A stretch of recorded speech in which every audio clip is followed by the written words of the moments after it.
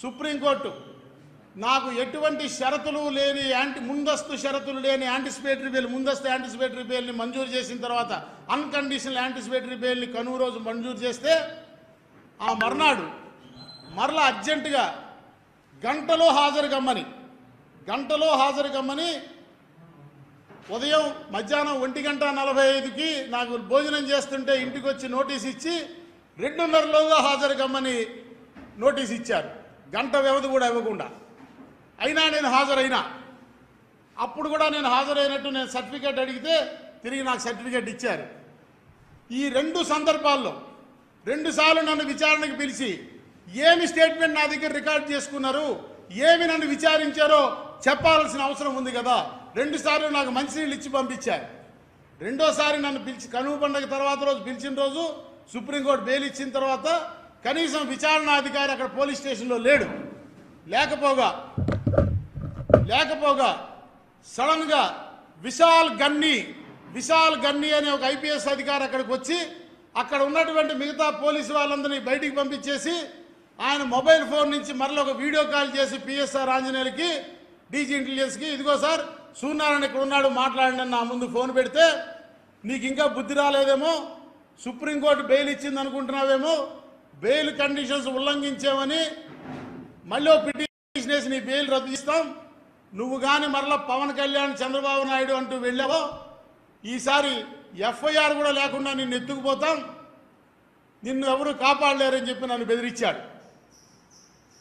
ఇది వాస్తవం.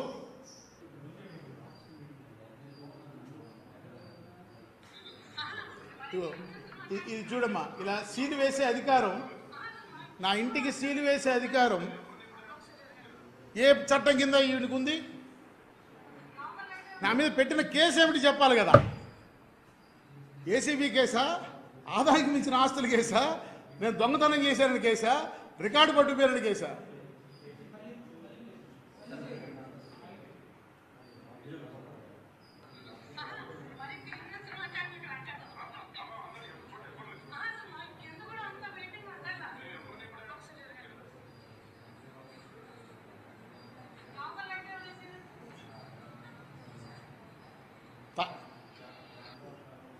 మీరు హైదరాబాద్లో వాళ్ళ అమ్మ వాళ్ళ ఇంట్లో ఉంటే వాళ్ళ నా భార్య తండ్రి 89 ఏళ్ళు ఆయన అనారోగ్యంగా ఉన్నాడని వారి ఇంటికి వెళ్తే అక్కడికి వెళ్ళి భయానక వాతావరణం సృష్టించి ఇప్పుడు నువ్వు పోలీస్ జీప్ ఎక్కి రాకపోతే ఈడ్చుకుపోతానన్నాడు.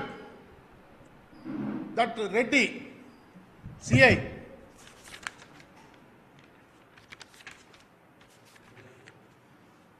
రావి సురేష్ రెడ్డి, ఈ రావి సురేష్ రెడ్డి ఏసీబీ భాస్కర్ రావుని డిస్మిసల్ ఫ్రమ్ సర్వీస్ చేసే వరకు మా కుటుంబం పోరాటం ఆపమని మనం చేస్తా ఉన్నా. ఏ రకంగా నా భార్య కూతురిని రాకపోతే పోలీస్ జీప్ ఎక్కి రాకపోతే ఈడ్చుకుపోతానన్నాడో అతను చెప్పాలా. అసలు వాళ్ళ మీద ఎఫ్ఐఆర్ ఉందా? నా భార్య కూతురి మీద ఎఫ్ఐఆర్ ఉందా? నా భార్య కూతురి మీద ఎఫ్ఐఆర్ లేకుండా వాళ్ళని ఎట్లా నిర్బంధంగా రమ్మనే హక్కు అధికారం ఇతనికి ఎక్కడుంది? అందువల్ల ఆఖరికి పోలీస్ టార్చర్ అప్పటికి మధ్యతరగతి బ్రాహ్మణ కుటుంబానికి చెందిన వాళ్ళం, వివాదం ఎందుకని చెప్పి పోలీస్కి మేమేం తప్పు చేయలేదు కాబట్టి మీరేం ఇన్వెస్టిగేషన్ చేసుకుంటారో చేసుకోండి అని నా భార్య కూతురు సహకరిస్తే తెల్లవార్లు ఇలాగా ఇంటి నిండా పోలీసులు, బిల్డింగ్ అంతా పోలీసులు పెట్టి వాళ్ళు అక్కడే పడుకుంటారట. చూడండి, అక్కడే పడుకోవటం, అక్కడే ఫ్యాన్లు పెట్టుకుని పడుకోవటం.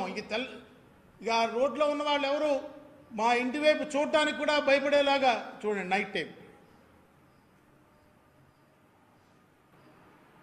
ఆఖరికి ఈ పోలీస్ టార్చర్ తట్టుకోలేక నా భార్య కూతురు హైకోర్టులో రిట్ పిటిషన్ వేశారు.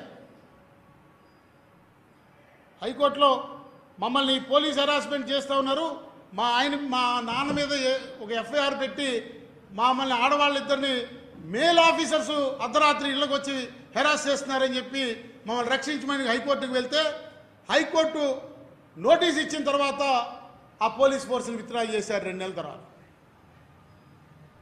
ఇంతకు మించిన అబ్యూజ్ ఆఫ్ పవర్, ఇంతకు మించిన అధికార దుర్వినియోగం, ఇంతకు మించిన అన్కాన్స్టిట్యూషనల్ గవర్నెన్స్ ఇంకెక్కడైనా ఉంటుందా? దీని మీద ప్రత్యేకంగా ఈ అంశం మీద విచారణని ప్రభుత్వ స్థాయిలో ఒక రిటైర్డ్ జడ్జి గారితో విచారణకు ఆదేశించి మేము ఉద్యోగస్తులుగా నేను వ్యక్తిగతంగా విధి నిర్వహణలో ఎక్కడైనా తప్పు చేస్తున్నట్టయితే నన్ను ఈ ప్రభుత్వం కేసు పెట్టి అరెస్ట్ చేయమని నేను బెయిల్కి కూడా కోర్టుకు పోనని మనవి చేస్తూ ఉన్నా. లేని పక్షంలో ఆ తప్పుడు కేసులు బనాయించిన వాళ్ళ మీద ప్రభుత్వం వెంటనే క్రిమినల్ కేసులు పెట్టి జైలుకి పంపించాలని డిమాండ్ చేస్తూ ఉన్నా. అంతే తప్ప కన్వీనియంట్గా ఇదేదో గడిచిపోయిన గతం అన్నట్టుగా దీన్ని మర్చిపోతామంటే ఈ సమాజం మర్చిపోతూ మేము తప్పనిసరిగా మా రియాక్షన్ కౌంట్ చేస్తామనేటువంటి విషయాన్ని మనం చేస్తూ ఉన్నాం. ఇందుకోసమే ఈ అరాచకాల నుంచి కాపాడతారనే రాజ్యాంగబద్ధమైన పరిపాలన జరుగుతుందనే ఊరూరు తిరిగి నిర్బంధాలను అధిగమించి కడపలో వెళ్ళడానికి వీల్లేదని నిర్బంధం పెడితే కడప వెళ్ళి సమావేశం పెట్టి తిరిగి బెజవాడ వస్తావా అని నన్ను బెదిరిస్తే ఫోన్లు చేసి ఆ ఫోన్ నెంబర్లన్నీ ఆ రికార్డింగ్లు నేను సేవ్ చేసి ఉంచాం. ఆ బెదిరించినా సరే తప్పనిసరిగా వెళ్ళాం. కడప వెళ్ళి సమావేశం జరిపాం. కడపలో సమావేశం ఎన్నికల కోడుండగా జరపడం సింహాన్ని తన గుహలోనే ఛాలెంజ్ చేయడం అనే సంగతి మాకు తెలిసినప్పటికీ కూడా వెళ్ళామని చెప్పి కూడా అక్కడ ప్రకటిస్తే అక్కడ సమావేశం జరిపితే మేమేదో 500 మంది వస్తారనుకుంటే 2500 మందితో ఆనాడు కడప సభ దద్దరిల్లిపోవడంతో ఇక గత్యంతరం లేని పరిస్థితుల్లో అక్కడ మమ్మల్ని అడ్డుకోవడానికి వచ్చినటువంటి ఎన్నికల నిర్వహణాధికారులు కూడా వెనక్కి వెళ్ళారు. అక్కడ ఉన్నటువంటి RDO Madhusudan returning officer designate తన అధికార పరిధికి మించి మా జిల్లా ప్రెసిడెంట్కి నోటీస్ ఇస్తే నేను చట్టం గురించి మాట్లాడితే ఆయన పొరపాటైన సూర్యనారాయణ గారు నేను విత్డ్రా చేసుకుంటాను, మీ సమావేశం మీరు జరుపుకోమని చెప్పి కూడా మాకు చెప్పడం జరిగింది. సో వీటన్నిటి మీద ఇది నా మీద వ్యక్తిగతంగా అంశంగా దయచేసి సమాజము ప్రభుత్వం చూడొద్దని నేను కోరుకుంటా ఉన్నా. ఇది ఏదో తప్పు చేసి పారిపోయేటువంటి అభిప్రాయాన్ని కలిగించే ప్రయత్నం చేసింది ప్రభుత్వం. ఎందుకంటే ఆనాడు ప్రభుత్వం మా శాఖలో చేసిన అన్యాయాలు అక్రమాలని ఆర్థిక శాఖలో రావత్తు సత్యనారాయణ చేసిన అక్రమాలని నేను బయట పెట్టాను కాబట్టి వాటి మీద క్రిమినల్ ప్రొసీడింగ్స్కి ఇనిషియేట్ చేస్తా అన్నాను కాబట్టి ఆ హైకోర్టు సెలవులు ముగిసేలోగా నా మీద కేసు పెట్టి నన్ను లోపలేసే ప్రయత్నం చేసింది. దీనికి కొంతమంది ఉద్యోగ సంఘాలు మా మాతృశాఖలో అవినీతి పరులైన అధికారులు మా శాఖలో బ్లాక్ షీప్స్గా ఉన్నటువంటి వెన్నుపోటుదారులు కొంతమంది సహకరించి ఇది ఒక ఇబ్బందికర వాతావరణాన్ని ఎవరు ఉద్యోగులు స్పందించిన వాతావరణాన్ని క్రియేట్ చేశారు. ఈ విషయాలన్నీ నేను మొన్న ఊరూరు తిరిగి చెప్పినప్పుడు ఈ ఉద్యోగుల్లో చైతన్యం తీసుకురావాలని ప్రయత్నం చేసినప్పుడు అమోఘమైన స్పందన రావడమే కాకుండా ఆ ఉద్యోగులు చూపిన చైతన్యం పోస్టల్ బ్యాలెట్ల ద్వారా మా వల్లే జరిగిందని నేను చెప్పటంలా, కానీ ఈ ఉద్యోగుల్లో వచ్చిన పోస్టల్ బ్యాలెట్లు అత్యధికంగా పోలవడానికి వచ్చిన చైతన్యం, దాన్ని చూసి పౌర సమాజంలో అత్యధిక శాతం పోలింగ్ అవడానికి వచ్చిన చైతన్యంలో మేము కూడా ఒక ఉత్ప్రేరకంగా క్యాటలిస్ట్గా ఉపయోగపడ్డామని మాత్రం భావిస్తూ ఉన్నాం. Thank you.